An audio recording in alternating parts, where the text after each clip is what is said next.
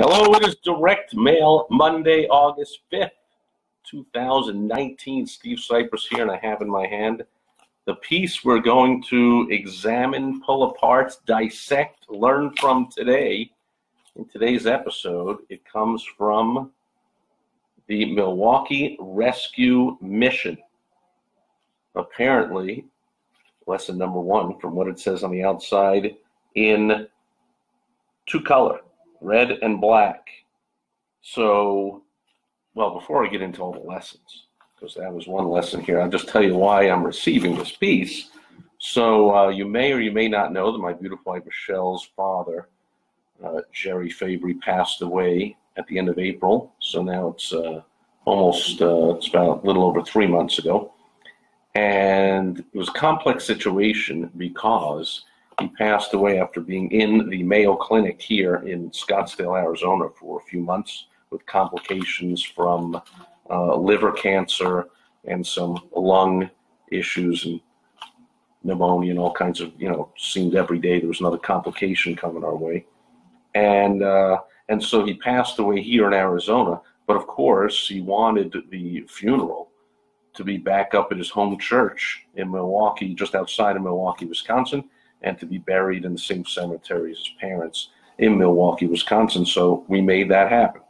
And so I had to deal with two funeral homes because of licensing. Nobody can touch a body but a licensed funeral parlor. So we had to have someone to transport the body from the Mayo Clinic. They had put him into the hospice care of the Mayo Clinic. And so to transfer him from there to the airport and up to Milwaukee, and then the funeral director up there in Milwaukee, who's stupendously fantastic, to take over from there and do everything. And so we had a really crappy funeral home to deal with down here in Arizona.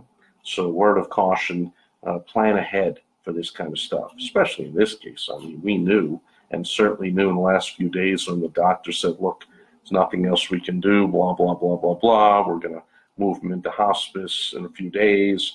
And I certainly could have called around to some funeral parlors, but I made the mistake of not thinking about it and just asking after he passed away, asking whoever was on duty at the hospice, like, hey, who do you call? Don't you have, I'm sure you have connections to a funeral parlor. Of course they do. But what are you doing? Would you buy anything that way?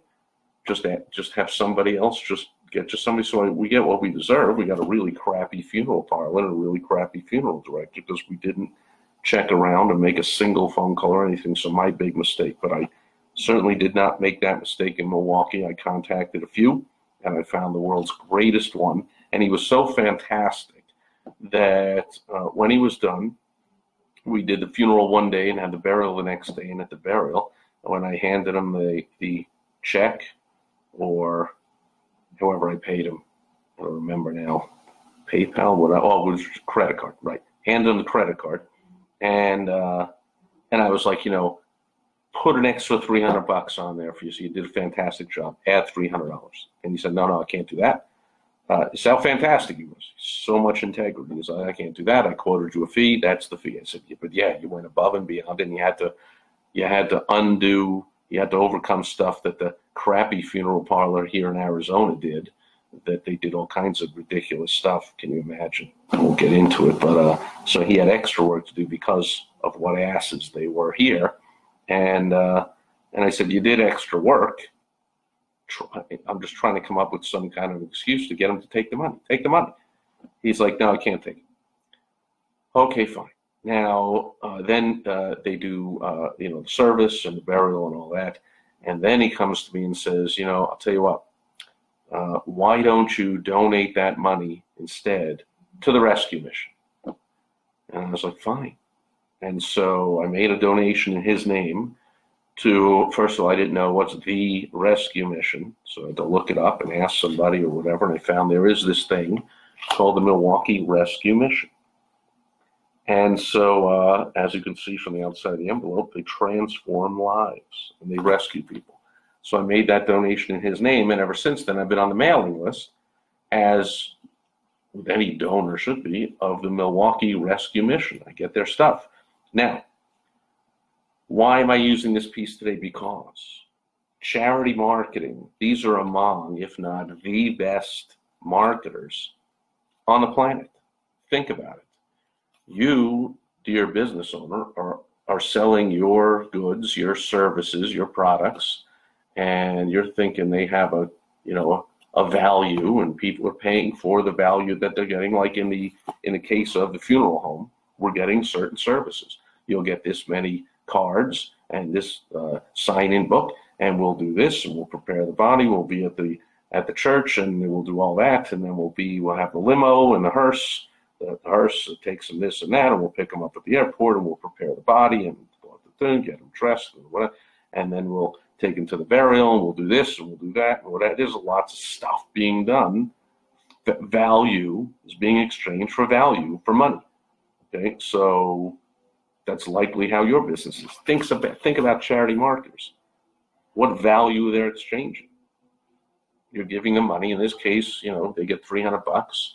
And what do we get in return? Nothing of tangible value, not even a tote bag, right? Sometimes you'll see that, which is just smart marketing. When you donate to a charity, they'll give you something to encourage you to donate.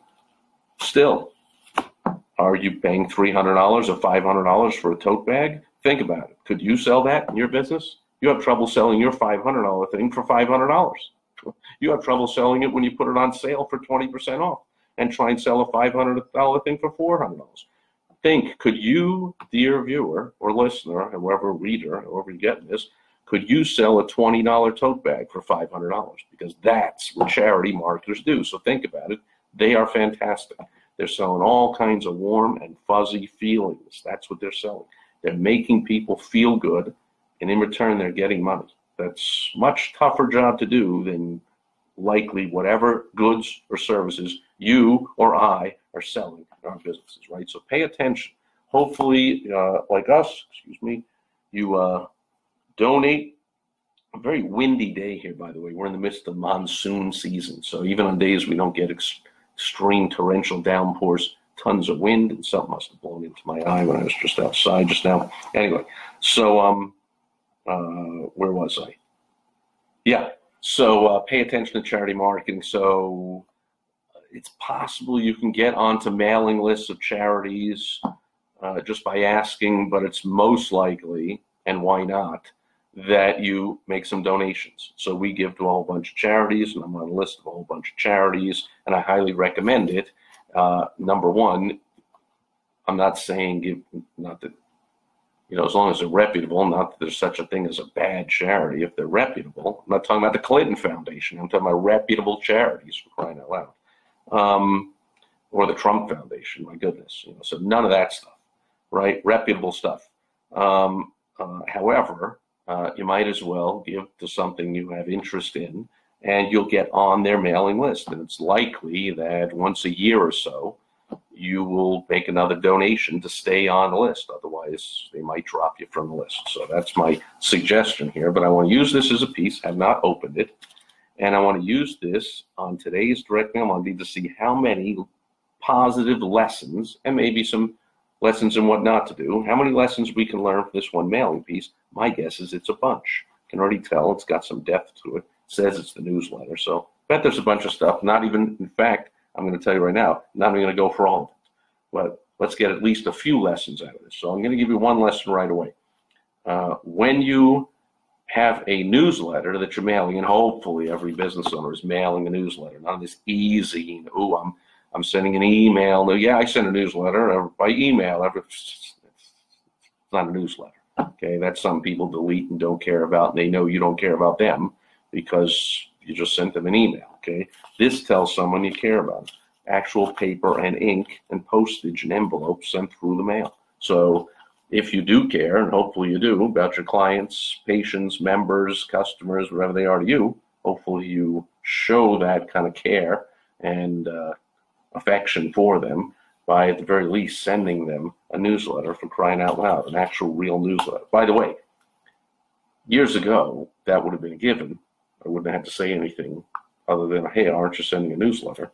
I wouldn't have to talk about the online, offline nonsense. But now, since so many companies are stupidly, lazily, ignorantly, whatever you want to call it, doing these e-zines and they stop doing their print newsletters, man, your print newsletter has 10, 20 times the effect that it did back when people were getting a whole bunch of them. Now yours is likely the only one they got that day, maybe the only one they got that week. So there's lesson number one: send a print newsletter through the mail. When you do, tattoo the outside of the envelope, front and back, telling them the newsletter is in here, just in case this lands on the pile of mail backwards, which is another lesson, by the way. Direct mail, in case you have a notice in your own mailbox. Tell me if you're different, but everyone is getting less mail than they ever have before, thanks to stupid, lazy, ignorant, whatever you want to call it, companies doing all their marketing online. So not as much stuff is coming in the mail, physical stuff, therefore gets more attention. So it's not likely that even if it was upside down, it wouldn't get any attention. Maybe in the old days, it'd be stuck in 20 pieces. You might not even look at it, but today you're going to look at everything. So another reason to be doing stuff with the actual mail. But even if you don't, the lessons we're going to learn from this are lessons that apply to any particular way you do your advertising, marketing, and sales stuff. And by the way, before I forget, if you want help with any of this, head on over to helpfromsteve.com. I routinely, out of a whole long waiting list of people that apply there. In fact, I changed that. I used to have a long waiting list there. And I would once in a while go there and pick a few. And now I just put a link on there directly to my personal online calendar. So you go to helpfromsteve.com, you can go to my calendar, you can pick a day and time, you can schedule a call, then you can call me and I'll get on the phone and I'll help you out.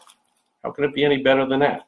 It's not like calls are, the calendar's open 24 hours a day, 7 days a week, but I make a few slots available there, and I might as well go grab one. Helpfromsteve.com will help you with direct mail or anything else with advertising, sales, marketing stuff. So they're telegraphing it, and here is a great trick of how to do color printing. You do two-color printing. It's a lot cheaper than full color printing, and it seems like it's color. I mean, look, that looks like it's a color. I mean, it has a color, red, but that looks like, it's a color. But in reality, it's likely, we'll check it out when we see, possibly they printed the whole newsletter in two colors. I used to do that, printed my newsletter in two colors. And the color, I changed the color every month because that made it fun also. I don't know if that's a lesson we'll learn from this one. We'd have to look at more than one issue to know if they're doing that. But at least a little bit of color goes a long way. Yeah, it costs a little more, but smart business owners never look at the cost of anything other than in relation to the return, the benefit, the return on investment. So what do I care if it costs $100 or if it returns me $400? So what do I care if it costs a little bit more for some colored ink when my returns might be 3 or 4 or 5 times as high as if I just did it in black and white? Again, showing people I don't really care about you. I did a really cheap black and white one. No, I did a color one. One color could be enough to show people, hey, it's color. Okay, so there's lesson one. If you're sending a newsletter, broadcasting, your newsletter is enclosed with a picture of, I don't know if that's this issue or a past one, and on the back, a little teaser copy. Here's what's inside. You can see this from July, so this has been sitting on my desk for about a month. This is inside your July newsletter is a story about Rodney, blah, blah, blah, blah, blah, blah, blah. So maybe if I actually was a patron of this charity, if I loved rescuing homeless people and turning their lives around, that would grab me and I'd want to read that story. I mean, it's not like I'm against that, and I do like that kind of stuff. But of course, in this case, again, I made the donation in honor of somebody else. It's his favorite charity. So without further ado, let's open this up. Almost forgot. I will get out my trusty Rhino letter opener. Gotta love the Rhino letter opener. There we go. It is open. Oh, I see we already got questions. I'll catch those at the end. For now, let's just get through this. And I see Joey's here. Phil is here. I see some likes. Thank you for all that. All right. So right away, very smart. I'm going to cross out just for privacy here. I'm just going to cross out technical specific address. But they've right away got the bounce back card. Bounce back, now that's a term in direct mail. It means you're sending something out that you're hoping will bounce back to you, right? So you're not just sending it out, you're also sending a gift-giving card, an invitation to give a gift. And I see right behind it, a number 9 envelope. So this is a number 10 envelope, standard size window envelope, a number 10 envelope. And the number 9 envelope fits right inside of it. So that's the size that you'll use for your return envelope. And in this case, they've asked to please affix a stamp, and it's a charity, so that's a fair enough thing to ask. But if you want to boost response rates of people responding to your stuff and actually putting whatever you want them to put into your return envelope, if you're not a charity or not even getting a charity involved in your marketing, which is a very smart thing to do, you can put get an indicia. You can register with your local post office and get an indicia to put on there that'll say postage paid by, and that postage is not paid by you until and unless the thing goes through a meter and is actually mailed. So you could send out 10,000 of these, and if you're only getting 100 back, you're not paying 10,000 times the postage. You're only paying for the 100 that come back. It's a fantastic deal, and you work that into the math so that here, what are they asking for? Donation of, oh, it just has a blank. Huh. I thought we were going to get a good lesson there, that they were going to list several suggestions. And they'd say, do you want to give $20, $50, $100, $500? But in this case, they have a nice offer. Your gift will double. Yes, please double my gift. So there's one good lesson. Let's get to the lessons here. One good lesson is when you're giving people a choice, use the word yes. And here it's in bold with an exclamation point. Yes. Okay, you can put that on your online. You can put that on an order button. You know, yes, I want the whatever. And people click. In this case, yes, please double my gift. So add in the word yes, increases response. There's one lesson. You can see they're still using the two colors here, the red and the black. So please accept, you gotta like that wording, please accept my credit card donation. As if you're not gonna accept it. They're gonna send it back. Oh yeah, no, we don't want a gift from you. Oh, this is very smart. Look at that. Little box to check. I'd like this to be a one-time gift. I'd like it to be an ongoing gift. Please charge my credit card monthly. I'm going to guess that just by answering that box, now let's do the math. Just by adding that box, somebody really sharp marketer that knows their stuff, and hopefully you have someone doing your marketing, helping you with your marketing who really knows this stuff, so they'll do stuff like that. They'll add this box. Before they did, they had neither box, and people just gave a gift. And then they brilliantly, by studying the history of marketing and advertising and sales, like I've done and any really good marketer has done, they came across, I said, look at this, we got to add this box. The research shows that, do the math. If it just increases 1 out of 100 people do it, 1%. 99 people say, dude, of course it's a one-time gift. But 1 out of 100 goes, yeah, you know what? What the heck, make it an ongoing gift, charge me every month. You just made 12 sales. So out of 100 people, you make 99 plus 12, 111 sales instead of 100. That's an 11% increase. You want to increase 11% increase of your results by just adding that box of just 1%, 1%, 1 out of 100 people check it. God forbid it's 2 out of 100 or 5 out of 100. That's big money. Putting that box on there. So there is another big lesson from this. And then they are adding in, this is very smart, especially with charity marketing. Thank you for your support. Donations to the Milwaukee Rescue Mission are tax deductible to the full extent allowed by the law. So you can also put that when you are selling or marketing services to businesses, B2B, as they say, business to business. So for instance, I help people make ridiculous oodles and tons of money with their advertising, sales, and marketing. So my fee is tax deductible as a business expense. Very smart for me to mention that to people. By the way, my fee is tax deductible. You're not paying my full fee. You're paying less than my full fee because you're able to deduct it from your taxes. So they're reminding you there. Another smart lesson. And then please email up. Now they're getting the email address. Very smart. So now you want to give somebody something of value in order to get their email address in return. Not just, hey, give me your email address. Not going to work. Well, it'll work some percentage of the time, but it'll work much better if you offer them something in return. So in this case, they're not saying, it's not me, it's them. They're not saying, give me your email and we will give you this, and they're choosing what I get. They're giving me the choice. Okay, so this is what's known as choice of premium in the industry. And don't worry if you don't know all these terms. Go to helpfromsteve.com and I'll repeat them and I'll explain what they are. I'll help you do this stuff. Get to anyone. Hopefully you have someone helping you with this stuff that knows the lingo, the terms. Even if they don't, they use this kind of stuff. So don't really have to worry about all the terms. I'm sure you're doing what only you can do in your business. Being the CEO, you're being the CEO. You're not doing all the minutia of all the marketing and advertising. So I understand if you don't know all the terms. But a choice of premium will outperform a single premium.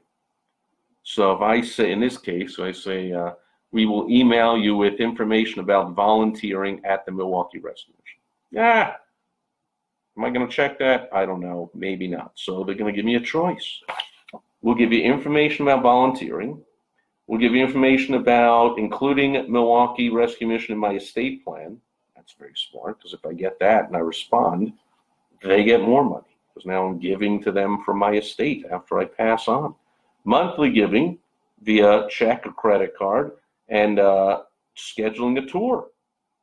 Hey, next time you're up in Milwaukee, take a tour of the place. Okay, so I'm getting a choice. I'm more likely to respond, yeah, and to give them my email and or phone number. And then look at that. I can put in a prayer request. Please pray for blank. And there's their phone number and their email. So very smart. I can either return this card, that'll cost me a stamp, or I can just call them. Hey, if I have a prayer request, maybe I want to call them right now. Or I want to email them. Okay, so lots of lessons learned from the back of this card. And also multiple means of response. Another phrase, I know I'm throwing it around there. Go to helpfromsteve.com and get on my calendar if you want help with this stuff, but I'll just throw it out there. That's a phrase. Multiple means of response. So by mail, you can return this slip with a check made payable to MRM, or get by credit card. You use this form here. That's two choices. Or by phone or online. And then again, they're reminding you it's tax deductible. Thank you. Please, thank you. They're saying that all over the place. Now, I know they're a charity, so they're saying please and thank you a lot. Please accept my credit card. And please double my gift. And please return this form and thank you. And what, you know, it wouldn't hurt you to use please and thank you more in your communication with your customers, clients, patients, members, prospects, whoever you're communicating with. Another lesson learned. So they have multiple means of response. If they just said, like you're probably doing, using one, or maybe doing, I don't know who you are, but you might be using just online and saying, click here to buy. Well, what if they don't want to click to buy? What if they want to call? They don't trust the clicking and putting a credit card on a phone. Has there been a week even gone by where we haven't heard of some big company getting hacked and everyone's information is all over the place? So maybe they don't like the old click to buy. Certainly if they're going to be a little bit older, someone my generation, my age, my bald, what's left is gray-haired guy, like the younger kids are likely, you know, they grew up, the internet was around when they were born, and they're likely to go, yeah, click, whatever, sure, no problem. But the older you get, it's more likely you're going to find people going, yeah, I don't want to click and buy online. I'd like some multiple means of response. So even on your website, you might want to put on your online, whatever you're selling online, you might want to put multiple means of response. Click here to purchase, or call this number, or send an email to this. And of course, when you send something through the mail, include the bounce back so they can bounce it back to you through the mail. And then See, that was on top as you open it. Now I should have looked which way we open. Oh, I opened it from the top, of course, because that my name was on the top, right? So this was the top. If you open it from the front, with the windowed envelope, on top was the bounce back card with my name on it. Very cool. I don't even have to put my name. It's already on the card showing through the window envelope. That's why they're using the window envelope. Another smart lesson there. They're not even making me write as little as possible. I can just check this box and put the number. I don't even have to. I really can just put the check in here without even checking the box and putting the number in, can I? This is what is known as an involvement device. The phrase, just throwing it out there, it's called an involvement device. If I'm sending a check, do I have to check the box and put 500 in here? No, of course not. I can just include the $500 check.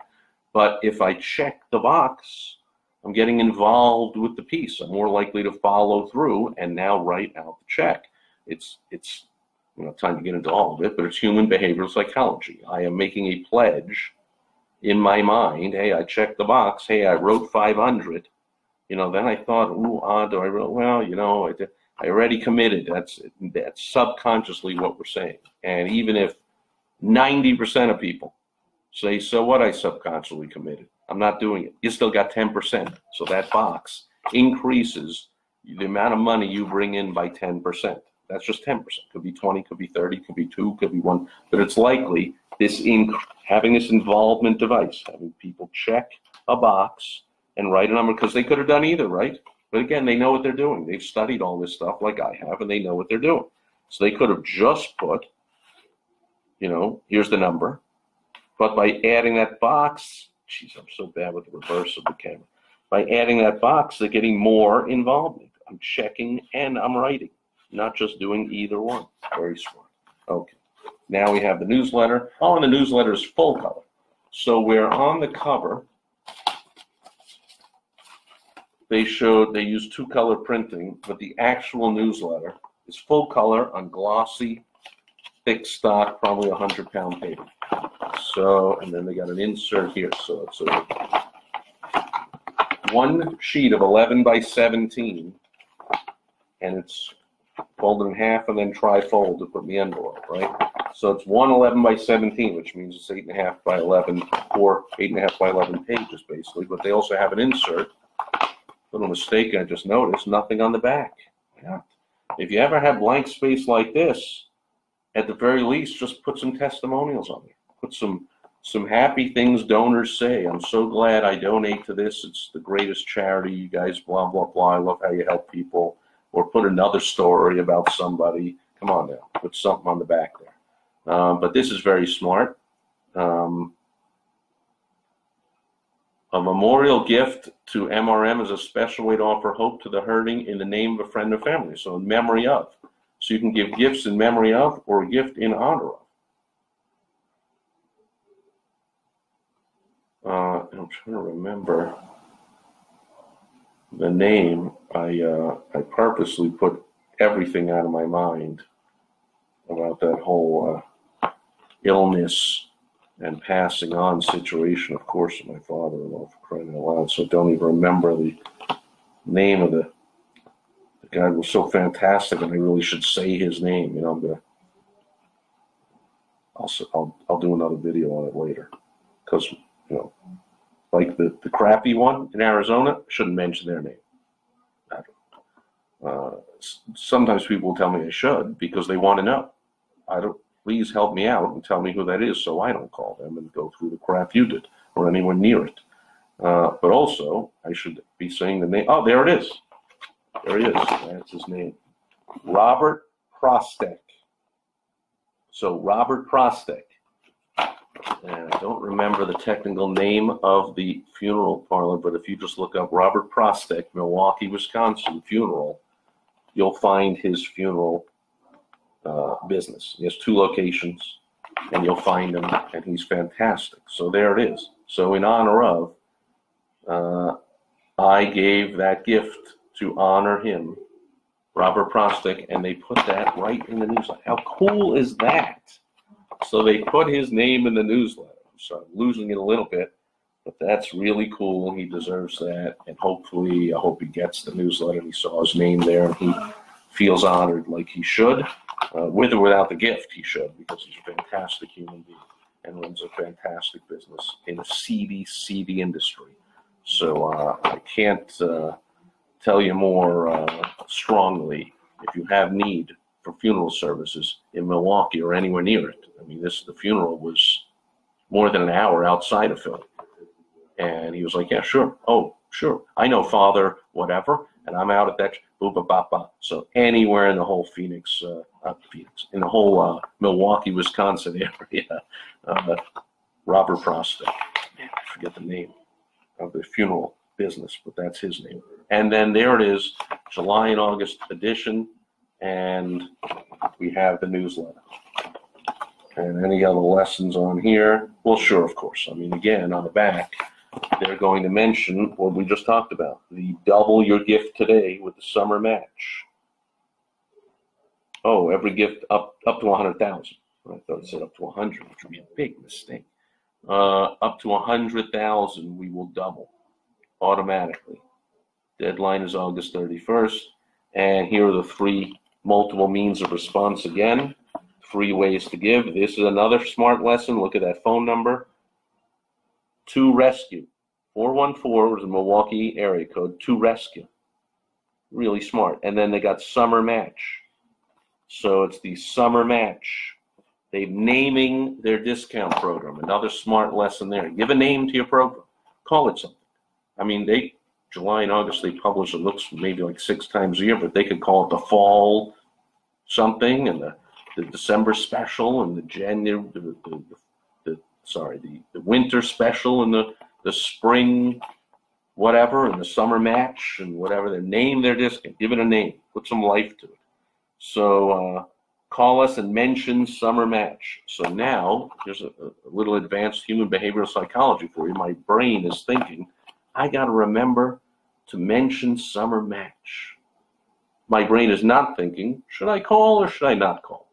My brain is thinking, ooh, summer match. I got to remember to summer match, and now I got to call. Okay, my brain is not thinking, do I got to call or not? It's very smart to add that in there. Mention summer match. Could you picture that it would just say call this number? Does it have to? Of course. Does it have to say mention summer match? Of course not. If you don't mention summer match and you still donate over the summer before August 30th, are they going to double? Of course. So understand that is smart marketing.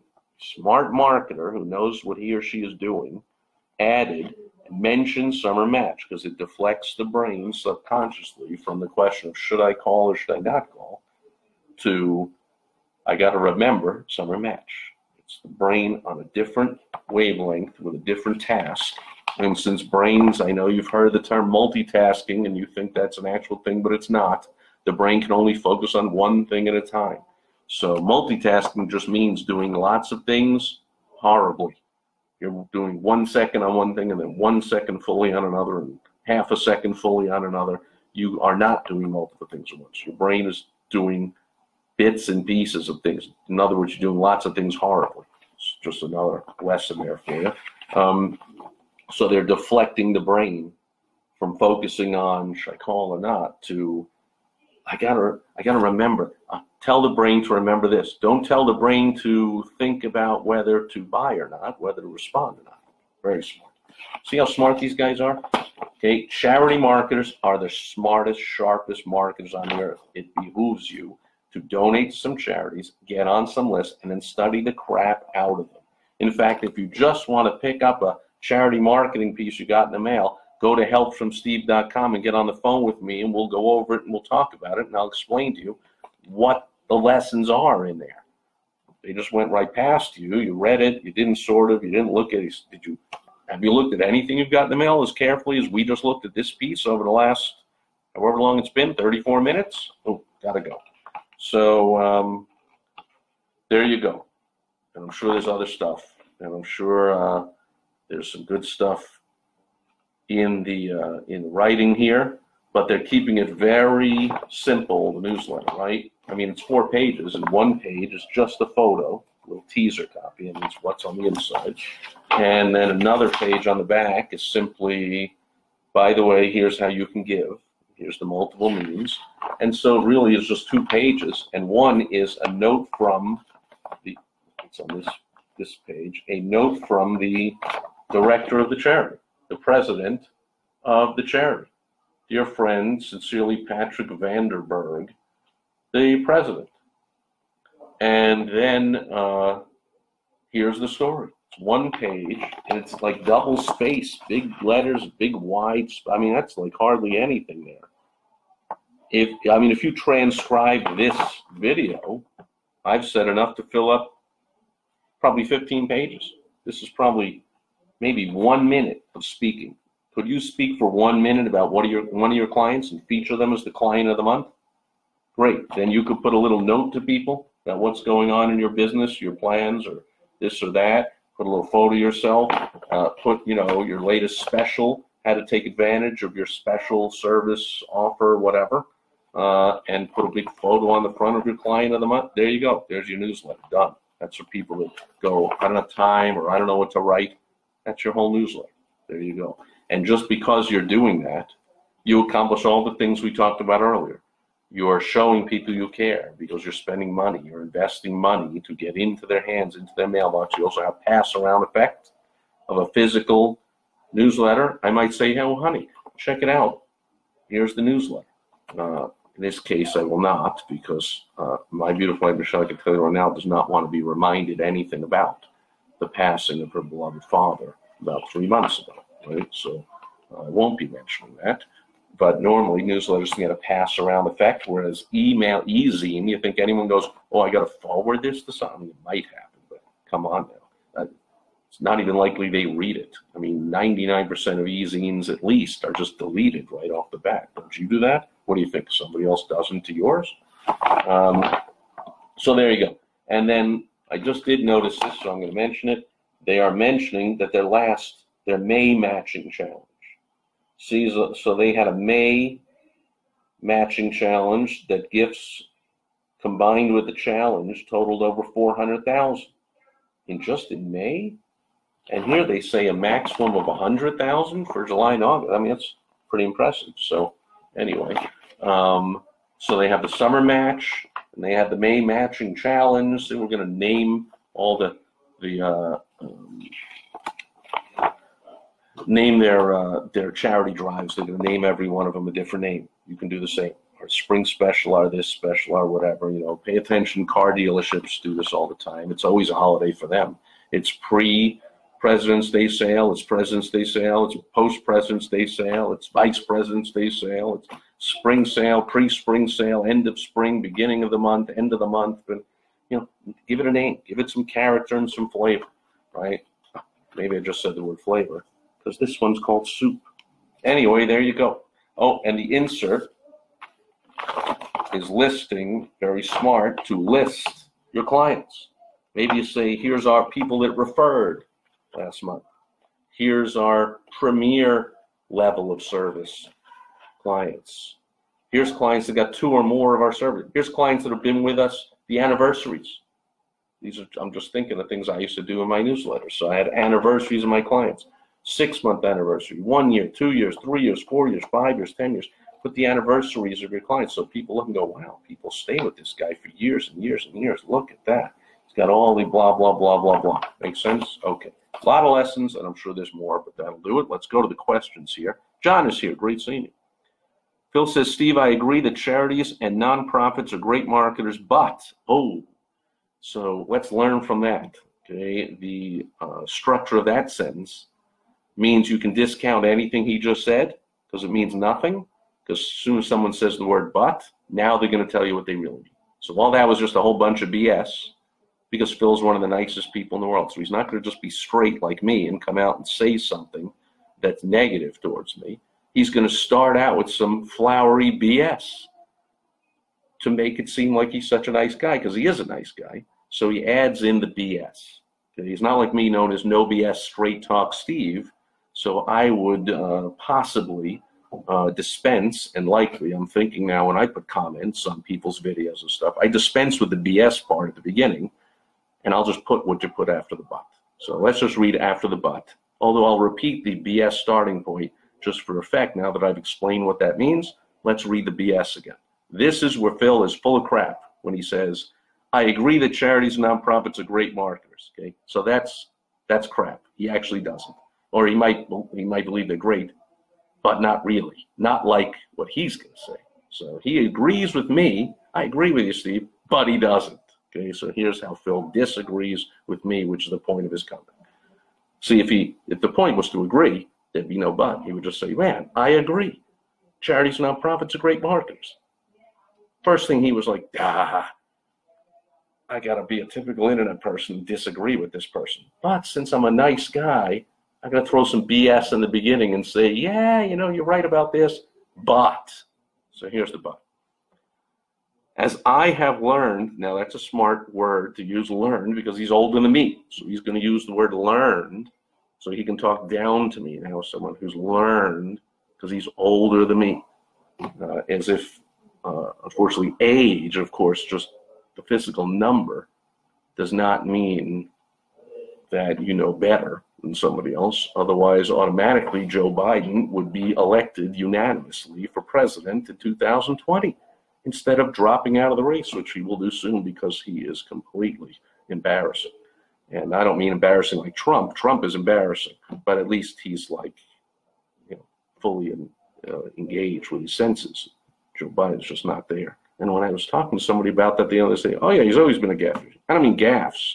I mean the guy's brain is not functioning properly, right? Anyway, as I have learned, through my dog rescue work, there are lots of now dog rescue. See, so Phil does some work for a charity. So this is coming from a place of experience. So let's see what he has to say. As I've learned from my dog rescue work, there are lots of really great-hearted people who are always open to the message and the work.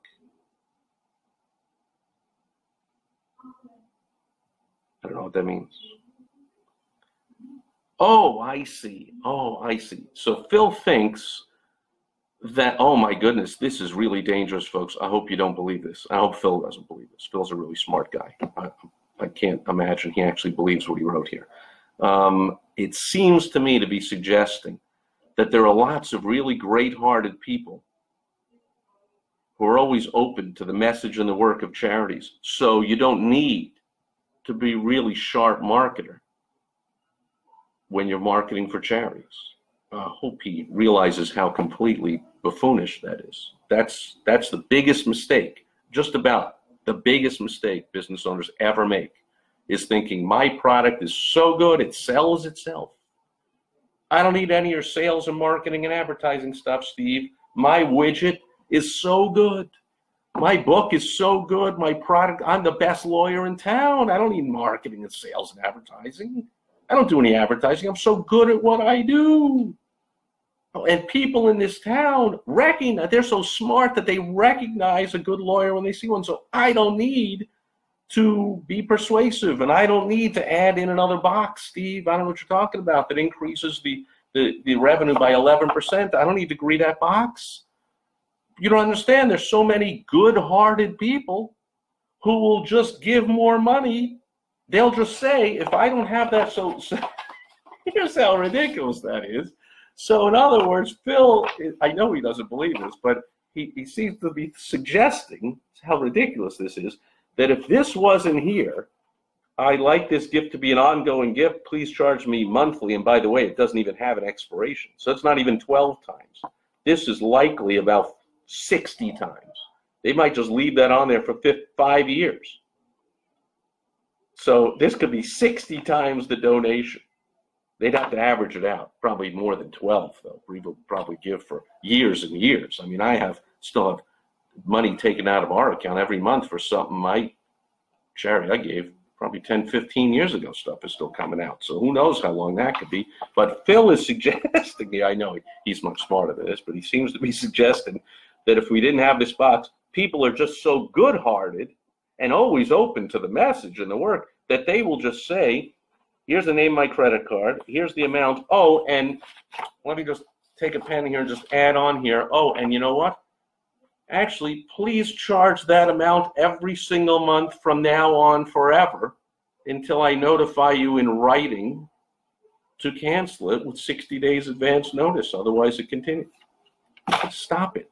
Don't make that mistake, please, in your business that Phil is making there. I don't care how much you think people need your thing, like your thing, are good-hearted, or open to the message, whatever.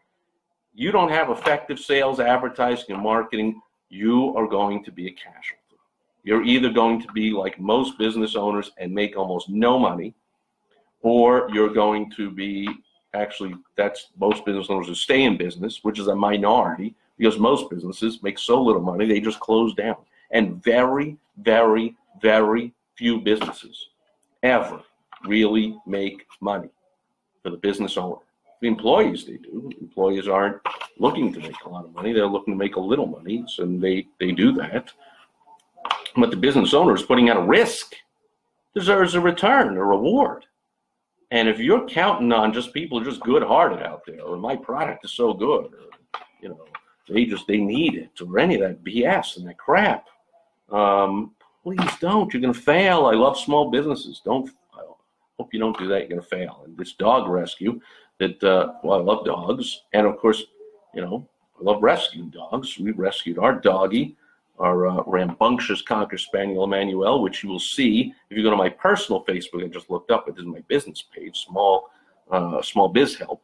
But if you go to my personal page, my profile image is still the same as the first one I put on over 10 years ago when I joined Facebook. It's me and our beloved, rescued, rambunctious Cocker Spaniel Emmanuel. So, of course, I'm all big time in favor of rescuing dogs. However, I am not just sitting here going, hey, what am I doing today? You know what? Let me just, you know, call information and get the number of a dog rescue place in town because I'm just going to give them some money. No, it doesn't happen that way. And if somebody sent me a piece that just said, hey, give money, don't you love dogs? Yeah, a certain percentage of people are.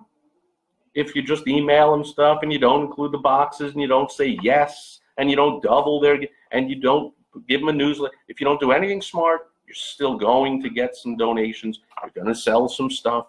If you're an accountant, you're going to do somebody's numbers and bookkeeping. If you're an attorney, you're going to get some case. You're going to do something, but you're not going to be massively successful, which is what I want for you, if you don't get really good, which usually means getting someone to be really good for you at every part of your business, including, of course, sales, marketing, and advertising. End of story. There's just no two ways about it. All right. And Phil is now laughing, LOL. Okay, how about and instead of but? Oh, well, now let's go back and read. Let's go back and read that, and we'll laugh together. I agree that charities and nonprofits are great marketers, and as I have learned through my dog rescue work, there are lots of really great-hearted people who are always, yeah, right, but you're still, no, but is the right word. I believe you're saying is you really think that, oh, I see, now you're explaining it. So I totally missed the point.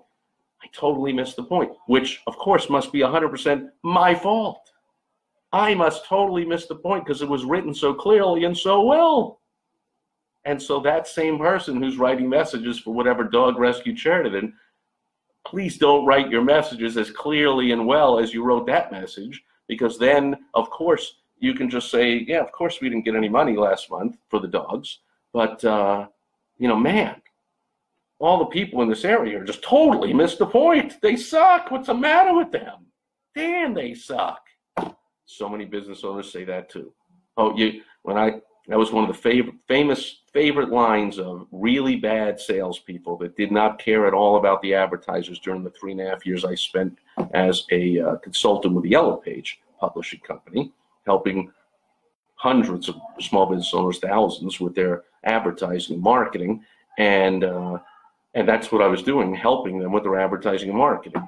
Most of the reps, almost all the other reps there, were just looking to sell them stuff. They weren't helping them at all. They were selling and taking their money. So when they didn't renew an ad, they'd come back, and it was never, gee, I didn't help them at all. I didn't suggest a better ad that would make them more money. I didn't suggest a better heading they should be in, or better size of an ad, or anything. They would just say, oh, well, you can't sell stupid. Can't sell stupid. They're stupid. They totally missed the point. Don't do that either. Okay? I know I totally missed the point because you didn't make the point properly. Hate to tell you, but your point was so poorly made that I totally missed it. And so that'll be the last lesson we'll learn there. There's the lesson. Get someone who knows what they're doing to write your stuff so that you don't later on go, oh, all of them totally missed the point. As if it's their fault. If your prospects are totally missing the point, or even anyone just on social media is totally missing the point of whatever you're saying or writing, like, that ain't their fault. Just got to let you know. Still love you, Phil. And Phil says, the great marketing delivered to the right who makes it work. Yes and no. I mean, of course, that's true. But that is that's the definition of great marketing. That's delivered to the right who. That still has nothing to do with that. You can leave out all the stuff I just said. You can deliver it to the right who, but if you don't add this extra box, you're not adding 11% to your revenue, or 20 or 30%. If you don't have multiple means of response, you're killing your response rate. If you don't include a print newsletter, you're costing yourself money. If you don't double and match the donations, you're costing yourself money. And on and on and on and on and on and on. All the lessons I just taught. Use it all. Don't use it all. It's all good. Since I love small business owners, I hope, dear viewer or listener or reader, however you're getting this, that you use this stuff. And if you want, head over to helpfromsteve.com. I'll help you use that and then some. That'll do it for Direct Mail Monday. Thanks, Phil, and everybody else that was here and participated. If you have any questions, comments, concerns, maybe you just think I'm full of crap and I'm totally wrong also, then post that in a comment. It's all good. And I will catch you again tomorrow on Topical Tuesday. Now, I've got something to talk about that's in the news. It's not likely the news that you think is in the news. That's all you're seeing nonstop for the last few days. It's not what I'm talking about because, I don't know, but personally, there's nothing. It's all overblown. I mean, there was a tragic shootings going on and whatever, but that's all overblown stuff. I'm going to talk about something in the news that really matters to small business owners. Will help you make more money, have more fun, have less stress in your life, because to me, that's what it's all about. That's what it should be all about. It is only for a very few business owners. I want it to be for you. So I'll catch you tomorrow on Topical Tuesday. That's it for today. Over and out.